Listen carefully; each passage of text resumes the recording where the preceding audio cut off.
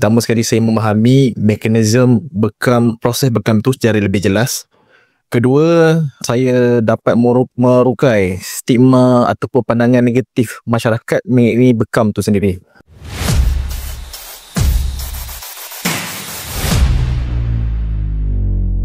Bismillahirrahmanirrahim. Assalamualaikum warahmatullahi wabarakatuh.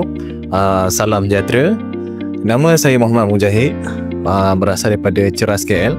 Sedia maklum, saya telah menghadiri kursus bekam anjuran Dr. Hijamah Akademik.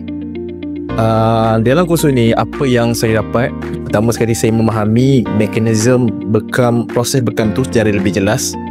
Kedua, saya dapat merukai stigma ataupun pandangan negatif masyarakat mengenai bekam itu sendiri. Dan ini diterangkan dalam kelas oleh Dr.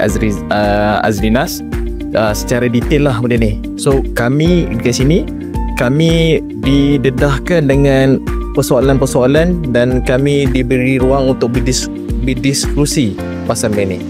Dan untuk rakan-rakan yang minat dalam bekam ataupun yang sudah mempelajari ilmu bekam tapi nak mendalami ilmu bekam, kalian sangat disarankanlah untuk datang ke Dr. Hijamah Akademik.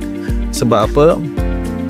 Walaupun kalian dah pernah belajar bekam, dalam kelas ni ada apa yang kalian tak ada, yang tak pernah belajar sebelum ni. Sekian, terima kasih.